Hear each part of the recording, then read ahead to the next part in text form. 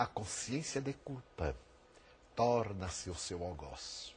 Ninguém foge de si mesmo. Para onde vamos, levamos-nos.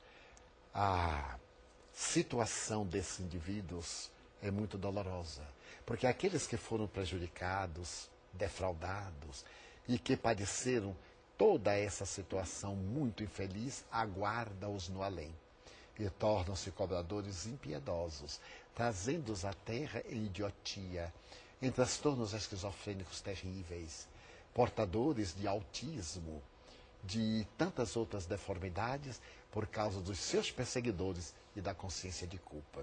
Ideal seria que procurasse fazer-se na terra a justiça contra o colarinho branco. O criminoso é criminoso, seja ele qual for. Às vezes, comentando o Evangelho, eu me refiro à frase o bom ladrão. E digo bom ladrão. Todo ladrão é ladrão. Se ele é generoso ou não, ele é ladrão. E isso não o torna menos responsável.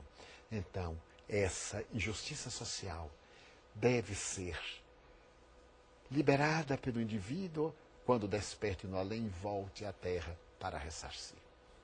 Divaldo, que mensagem você daria àqueles que se chocam com a miséria social, aqueles que têm vontade de ajudar, mas não sabem como agir diante de um quadro tão perverso de nossos dias e de nossas cidades? Eu diria que cada um faça a sua parte. Diria a você, caro amigo telespectador, enquanto os bombeiros não venham apagar o incêndio, jogue o seu balde d'água. Faça a sua parte. Se cada um de nós contribuir, parcela mínima que seja, para atenuar as dificuldades gerais e diminuir as injustiças sociais, não cruzemos as mãos. O mundo depende de nós e a paz começa em nós. Divaldo, muitas pessoas perdem seus bens materiais em terremotos, em furacões, né, em várias catástrofes naturais. Essa é uma lei de causa e efeito. Como pensar essas situações? Nada nos pertence na terra. No mundo transitório somos mordomos. A morte arrebata-nos e deixamos tudo. Aliás, eu li uma história muito curiosa de uma dama americana muito rica, que ao desencarnar deixou a sua fortuna de 200 milhões de dólares para os seus cães e gatos, com uma condição de erguer-se para ela um mausoléu e sepultá-la no seu carro, que era um Rolls Royce folheado a ouro. Naturalmente, tudo isso foi atendido, mas colocaram no carro do mausoléu e dali por diante ela teve que ir a pé mesmo, porque não existem privilégios. Daí, tudo quanto possamos considerar é transitório. Nesses casos, a lei de destruição a que me referi em um outro programa, numa semana anterior, está íncita no Livro dos Espíritos. Nós perdemos coisas e valorizamos a vida. E o que você tem a dizer aos amigos telespectadores que nesse momento passam por dificuldades financeiras sérias, graves? Que não desanimem. A vida muda-se a cada instante.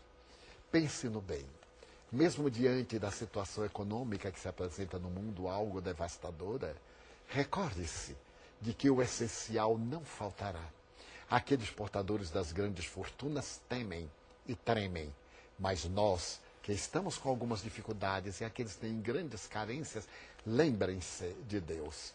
Como disse Jesus com propriedade, os pássaros não semeiam nem colhem, mas o Pai não esqueceu de dar-lhes sementes. Sede como os lírios do campo, na sua alvura, que nem Salomão conseguiu vestir-se com trajes tão alvinetentes. E que tenha paz, meu caro amigo.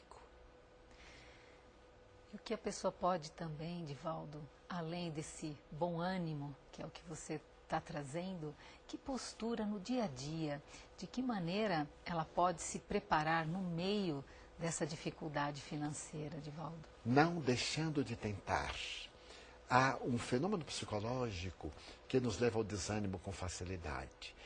Mande os seus currículos, visite empresas, vá pessoalmente, gaste o sapato, gaste o pé, mas vá, não delegue, não espere que caia o saco da fortuna na sua porta. Não acredite que é arrogativa a Deus, ele vai solucionar mandando-lhe algo de presente. É do Espírito Emmanuel esta linda contribuição de mensagem pelo querido Chico Xavier. Fala a criatura ao Criador pela oração. Responde o Criador à criatura através da inspiração. E ajuda o Criador à criatura através de outra criatura. busque, bata, peça e se lhe dará. Isso é muito importante porque, às vezes, diante da dificuldade financeira, a pessoa faz exatamente o contrário. Ela se fecha, fica em casa. E você está dando assim, né, uma orientação tão bonita, quer dizer, dê o primeiro passo, saia. Exatamente. Não é? Busque. Busque. Demonstre também a sua garra. Isso. E não cesse de tentar. Há uma história muito interessante de espírito, que o espírito comunicou-se numa reunião e falou ao filho, era uma senhora judia, e disse ao filho, olha, quero dizer que o bilhete de sorte amanhã é tal, mas peço que ninguém se aventure, porque eu quero dar este presente ao meu filho. Todos ficaram jubilosos, o rapaz estava com dificuldade. Na semana seguinte ele disse, mamãe, não ganhei nada. Meu filho, ela pensou e disse-lhe outra vez, o bilhete da sorte de amanhã é o número Y. E na terceira reunião ele disse, mamãe, não conseguia. Disse, meu filho, pelo menos compre o bilhete. Né? Faça a sua parte. Ela estava dando a dela. Então nós temos que lutar, porque os bons espíritos nos ajudam, conforme a velha tradição. Ajuda-te que o céu te ajudará. E é interessante que isso já é comprovado, que as pessoas que se recolocam, né, no trabalho, a maioria, me parece que são 80%, essa recolocação é justamente porque ela conhece alguém que sabe daquele cargo, daquela função. Então, essas indicações, e realmente se a pessoa ficar em casa, esperando que lhe bata a porta, Nunca. aquele trabalho, Não isso. tem como. Então, a sua orientação é, levante e anda. Levanta-te e anda, e não tornes a pecar. Divaldo, a igualdade absoluta das riquezas é possível? Ela existiu alguma vez, Divaldo? Não. Seria, indubitavelmente, uma ambição impossível. Por mais que elas fossem iguais, as criaturas seriam diferentes. Esta é uma utopia que Schopenhauer escreveu com muita beleza, né? Num país em que os perus já chegassem assados, se tudo chegasse pronto, vinha o tédio. Então, a igualdade, nesse sentido absoluto, não existe, por causa da variedade de indivíduos. Uns seriam mais estróinas, outros econômicos, e logo depois já haveria as diferenças econômicas entre eles. Aliás, isso me tocou muito quando eu li o Livro dos Espíritos, já pela primeira vez, há alguns anos, muitos atrás, onde essa pergunta é feita no Livro dos Espíritos, não é? E se fosse feita essa igualdade, os Espíritos respondem prontamente, em poucos dias, semanas ou meses, pela diferença de consciência, de nível de consciência dentro do planeta, cada um já faria da sua maneira, tão diferente uns dos outros, É verdade. que a desigualdade Permaneceria. Exatamente. Divaldo, mesmo sabendo que essa igualdade não é possível, devido às diferenças que você já disse, não podemos esperar que a humanidade do futuro, a humanidade mais iluminada pelos ensinamentos de Jesus, venha experimentar essa igualdade? Poderemos aguardar uma igualdade moral, com os vários níveis de consciência da escala psicológica, porque teremos na Terra, indubitavelmente, espíritos menos evoluídos. Então haverá uma certa igualdade numa faixa ampla, em que todos nos sintamos bem, porque a Terra, enquanto não atinge um alto nível de planeta superior, a dor estará presente. Então é inevitável que haja espíritos em prova, espíritos em redenção, e espíritos que estejam concluindo as suas experiências. Porém, o amor dará um sentido de fraternidade, em que não haverá carência, não haverá excesso e haverá justiça para todos. Divaldo, e agora as suas considerações finais sobre esse tema, desigualdade? As desigualdades são de natureza moral.